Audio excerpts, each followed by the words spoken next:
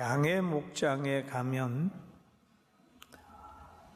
그 산에 양들이 다 입혀져 있어요. 그런데 잘 달리지도 못하고 날카로운 이빨도 안 가지고 있어요. 그냥 느릿느릿 가면서도 그렇게 산을 지배할 수 있게 된 것은 거기에 목자가 있기 때문에 그래요. 할렐루야. 여러분, 우리 기독교도 마찬가지입니다. 공격성이 없어요. 그럼에도 전 세계 많은 사람들이 예수님을 믿어요. 우리나라도 불교, 또 가톨릭, 우리 개신국 있는데 우리 예수 믿는 사람이 제일 많아졌어요. 왜 그럴까요? 하나님의 살아계심이 있고 우리를 지키시는 목자 되신 하나님이 계시기 때문에 그런 겁니다. 할렐루야. 참 그래요. 그런데 예수님이 가시는 곳마다, 하나님의 말씀이 전파되는 곳마다 늘 소동이 일어났습니다. 고요한 밤, 거룩한 밤에도 그 베들레헴에 예수님 탄생하게 되니까 그 소식이 예루살렘에게 들려지고 헤롯에게 들려지니까 헤롯 궁이 소동을 하는 거예요. 진리가 나타나게 되면 소동을 해요. 귀신 들린 사람이 있는 곳에 예수 믿는 사람 나타나면 그 귀신 들린 사람이 소동해요. 불안합니다. 병에 지배하는 사람을 예수님을 만나면 그 병마가 떠나가는 거예요. 늘 그런 역사가 일어나요. 악기 들린 사람이 바울을 만나면 그 악기가 도망가고 또 그 사람이 정상이 되고 그렇습니다. 한때 어느 동리에는 마술이 지배를 했어요. 그런데 예수님의 사상이 전파되고 또 성령이 역사를 하게 되니까 그들이 자기를 본 거예요. 마술하는 책을 다 갖다가 태워버리게 되는 겁니다. 그리고 주의 말씀이 굉장히 그 지역에 흥망해졌어요. 그런데 바울 사도의 손으로, 바울 사도의 기도로 많은 사람들이 변화됐습니다. 그런데 오늘 본문에 보니까 바울 사도가 에베소에 가가지고 복음을 전해요. 복음을 전하는데 이곳에는 보니까 우상을 만들어 팔아가지고 많은 수입을 얻는 곳입니다. 그런데 우상, 저 손으로 만든 것이 사람을 복주지 않는다라고 하는 말을 전함으로 인하여 그 일에 종사하던 사람들이 데모를 하는 거예요. 와, 큰일 났다. 저 사상이 이 지역을 지배하게 되면 우리가 하는 직업도 천해지게 되고 우리가 신이라고 잘 섬기는 그도 천해지게 되니까 안 되겠다 해가지고 많은 사람을 동원해서 막 데모를 이렇게 하는 거예요. 그렇게 바울이 이제 거기에서 배척을 당하게 되는 겁니다. 성경 사도행전 19장 26절에도 그런 말씀이 있어요. 이 바울이 에베소뿐 아니라 그의 전 아시아를 통하여 수많은 사람들을 권유하여 말하되 사람의 손으로 만든 것들은 신이 아니라 하니 이는 그대들도 보고 들은 것이라. 그림 사람들이 손으로 만든 것이 신이 아니다. 그런데 자기들은 신이라고 해가지고 지금 우상을 만들어 파는데 바울이 신이 아니라고 그랬으니까 누구 사겠어요? 안 살 것 같으니까 막 그들이 데모하는 거죠. 그러면서 사도행전 19장 27절에 말합니다. 우리의 이 영업이 천하여질 위험이 있을 뿐 아니라 큰 여신 아데미의 신전도 무시당하게 되고 온 아시아와 천하가 위하는 그의 위엄도 떨어질까 하노라 하더라. 그러면 배척하는 이유가 뭐냐? 영업이 천하여질까 봐, 또 아데미의 신전도 무시당할까 봐 그렇게 바울 사도를 배척을 합니다. 진리를 배척을 하는 거예요. 그런데 이 뒤에서 이 사람들이 막 군중을 흥분시키는 거예요. 그래 군중은 뒤에서 누가 조종을 하면은 그냥 아무 생각 없이 따라가는 사람이 많이 있단 말이에요.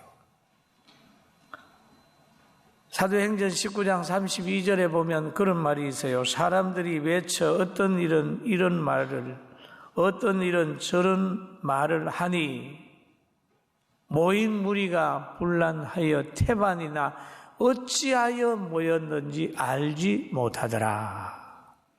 여러분 데모하는데 한번 가보세요. 왜 왔는지 모르는 사람이 있고 어떤 사람은 이 말을 하고 어떤 사람은 저 말을 하고 해가지고 막 혼돈이 되는. 오늘 이 지금 에베소에서 일어났던 데모가 바로 그런 것이에요. 태반이나 어찌하여 모였는지 알지 못한다. 그 무리가 소동을 하는데 서기장은 소동하는 이유를 알았어요. 그러나 거기에 와서 소리 지르는 사람은 왜 왔는지도 모르고 와서 소리 지르는 거예요. 선동자 무리에 의해서 충동을 당해가지고 바울을 지금 상당히 어렵게 만드는 거예요. 그럴 때 서기장이 그런 말을 하지요.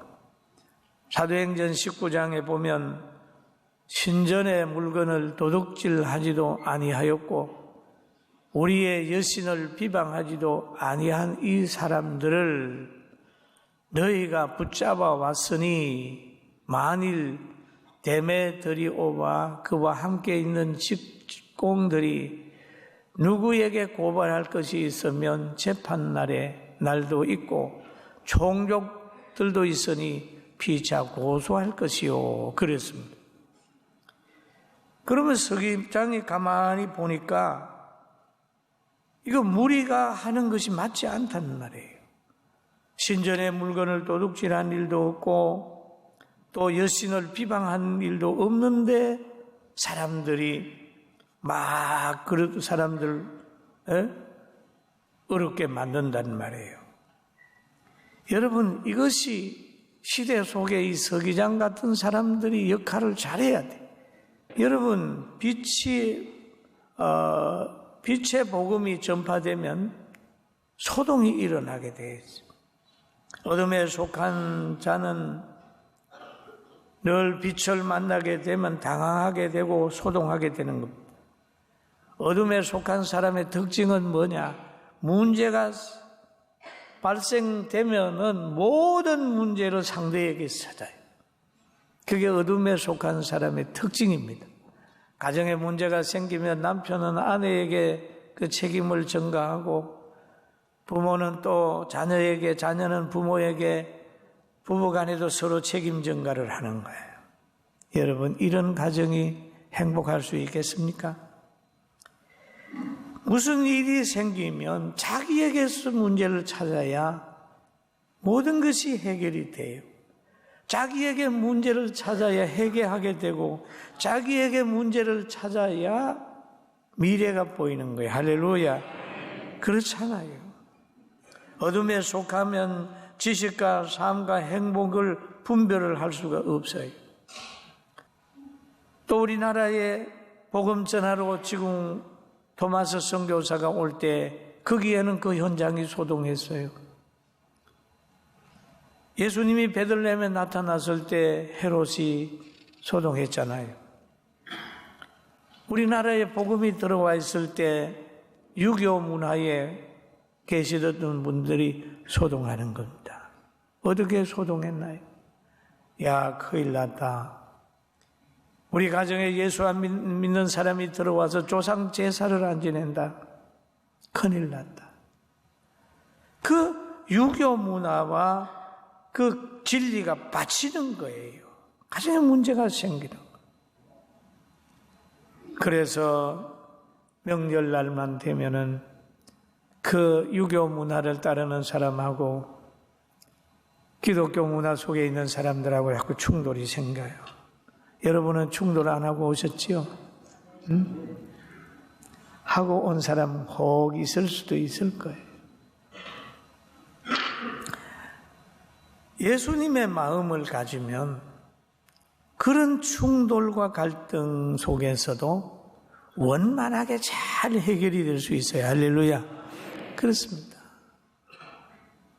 예수 믿는 사람이 불효다고 하는 오해를 받을 수 있어요. 그런데 왜 그럴까요? 그 사람이 잘못했기 때문에 그래요. 살아계신 부모님에게 제사 지내는 사람보다 훨씬 더 평소에 잘하면 오해가 없어집니다. 아, 예수 믿는 사람은 살아계실 때 잘하는구나. 그리고 제사 지낼 때 안 지내도 저 사람은 살아계실 때 잘하니까 하고 넘어가는 거예요. 그런데 살아계실 때도 안 하고 또 제사 지내는 날 가지도 않고 뭐 이래야 하니까 점점 기독교가 욕을 먹고 예수 믿는 사람이 욕을 먹는 거예요.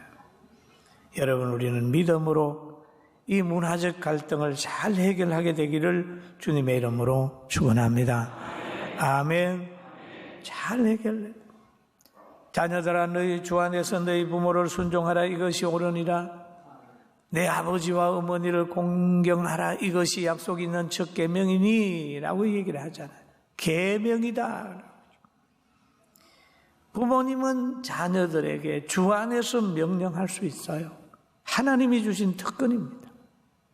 그리고 자녀는 주 안에서 명령하는 부모님의 말씀을 순종해야 됩니다. 의무입니다. 그리고 부모님을 공경하는 거예요. 그거 하나님이 주신 계명입니다. 여러분, 이렇게 된다면 가정이 얼마나 아름답게 되겠어요?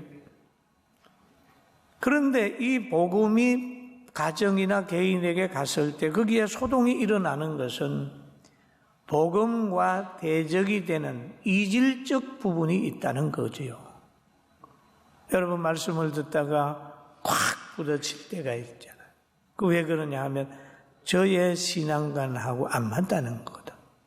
그럴 때 두 가지거든요. 이 신앙관이 하나님 말씀에 근거해서 나오는 것에 여러분 안 맞으면 여러분의 것을 고집하지 말고 포기하고 하나님 말씀 받아들여 보세요. 그러면 평안이 있습니다. 아멘. 아멘. 평안이 있어요. 그거 고집하다가 보면 교회 나오다가 안 나오는 거예요. 성경에 부자 청년을 보면은 부자 청년이 그러잖아요. 선생님, 예수님 만나서 말하잖아요. 어떻게 하여야 영생을 얻지요? 계명을 지켰느냐? 예, 지켰습니다. 얼마나 멋있게 살았나요? 주님께서 그에게 더 큰 은혜를 주시려고 그 모든 재물을 다 팔아서 가난한 사람에게 나누어 주고 너는 나를 따르라 라고 하더니 그가 재물이 많음으로 근심하며 가니라 돌아갔다. 여러분, 자기의 세계가 강한 사람들은 말씀을 들으면서 아멘 하지 아니하고 그것으로 한단 말이에요. 대적하는 거예요. 여러분, 그런 일이 없기를 주의 이름으로 축원합니다. 아멘. 그래야 돼요. 그리고 또 여기에 보니까 소동하는 사람들의 소동하는 이유가 뭐냐 이죠. 나라를 위해서 공의를 위한 것이 아니었다는 거죠. 여기에 보면 자기들의 물질과 명예와 돈 때문에 바울 사도를 배척하고 있다는 거예요. 이 주동자들이 누구냐 하면 바로 우상을 만드는 직공들이었다는 거예요. 공익이 아닙니다. 그러니까 그 땅의 에베소에서는 바울이 나타난 것은 엄청난 축복입니다. 그런데 이 물질에 붙들려 있는 이들로 인하여 진리가 그 지역에서 배척을 당하는 그런 상황에 이르게 되는 거죠. 사랑하는 성도 여러분, 우리는 힘들고 어려워도 이 지역에 또 여러분의 가정에 복음이 들어오는 그 자체를 기뻐하면서 받아들이게 되기를 주님의 이름으로 축원합니다. 여기에 성경에 보면 사도행전 16장에도 이런 말이 있습니다. 19절 같이 한번 읽어볼까요? 여종의 주인들은 자기의 수입의 소망이 끊어진 것을 보고 바울과 실라를 붙잡아 장터로 관리들에게 끌어다가, 여기에도 보면은 바울을 감옥에 집어넣는데 그것도 공의가 아니고 자기들의 수입이 끊어진 것을 보고, 바울이 지금 그 여자를 붙들고 일하는 귀신을 쫓아냈어요. 그럼 그 여자에게는 엄청난 축복이거든요. 원래 악령이 들어가면 물에도 넘어지게 주고 불에도 넘어지게 하고 굉장히 괴롭습니다. 그에게 진정한 자유를 줬는데 그것보다는 자기의 수입이 끊어진 것을 싫어해가지고 바울 사도를 감옥에 집어넣는 그런 일을 했지 않습니까? 여러분, 우리가 일어나는 모든 것들이 과연 공인가? 나라의 유익이 있는가? 모두의 행복이 되는가? 라는 걸 생각해서 고도의 분별력을 가지게 되기를 주님의 이름으로 축원합니다. 그리고 이제 우리는 무슨 사건을 볼 때마다 성경을 보면서 분별력을 가져야 합니다. 그리고 세상에 있는 모든 사람들은 보면은 하나님을 싫어해요. 예수님의 이름을 싫어해요. 왜? 공중의 권세 잡은 악의 세력 안에 있기 때문에 자꾸 진리를 싫어하는 거예요. 교회가 부흥되는 것도 싫어하고 영혼 구원되는 것도 싫어하고 교회가 칭찬을 받는 것도 싫어하고 그런 거예요. 그게 세상에 있는 악의 영들이 가지고 있는 그 본성이 그런 겁니다. 그리고 뭐를 또 하게 되면은 종교 냄새가 난다 그러잖아요. 복지를 하면 종교 냄새가 난다. 여러분, 소금 없이 짠만 내라고 그럽니까? 신앙심이 없이 신앙인의 삶을 살아라고 그러겠어요? 우리가 복지하잖아요. 복지. 성민은 합니다. 성민은 정신이 아가페 정신, 예수님의 정신이 할렐루야. 예수님의 정신인데 예수님 안 나타내고 하라는 거예요. 여러분 생각해요. 아니, 소금 없이 어떻게 짠맛이 나오냐? 예수님의 이름 없이 어떻게 귀신이 쫓겨나가고 예수님의 역사가 없이 어떻게 환경을 바꿀 수 있느냐? 예수님의 이름으로 악기가 쫓겨나가고 예수님의 이름으로 환경이 다스려지고 예수님을 인하여 모든 것이 아름답게 되는데 그것을 싫어하는 사람들이 있을 수 있어요. 그리고 여러분 십자가 있잖아요. 십자가. 로마 시대에 또 예수님 당시에 그 형틀입니다. 형틀. 죄를 진 사람들을 거기에 달아서 죽이는 거예요. 십자가에 달린 사람들은 보면 저주받은 흔적이라고 그래가지고. 그런데 지금은 우리 교회 예배당 위에 가면 십자가에 있으면 구원의 상징이 됩니다. 예수님이 그 십자가에서 피를 쏟으시고 우리의 죄를 담당했기 때문에 그 십자가는 구원의 상징으로 교회마다 높이 위에 서 있습니다. 할렐루야. 아멘. 우리는 예수 믿다가 십자가를 만나고 십자가의 고통이 찾아올 때라도 예수님이 생각하면서 열심히 타협하지 말고 가야 합니다. 할렐루야. 가야. 십자가 지고 가는 길에 대적은 하나님의 살아계심을 우리에게 보여주는 축복을 가져다 줘요. 여러분, 우상을 안 섬기려고 몸부림쳤던 사드락과 메삭과 아벳노고가 불무불로 떠밀려 가는데 불무불로 떠밀려 감으로 인하여 하나님이 그들과 함께 하는 것을 많은 사람이 보게 했어요. 할렐루야. 믿습니까? 믿습니까? 믿습니까? 어려움이 오는 자체를 누리. 다니엘이 사자굴에 떠밀려 들어가는 거예요. 떠밀려 감으로 인하여 다니엘을 사자도 못 먹는다.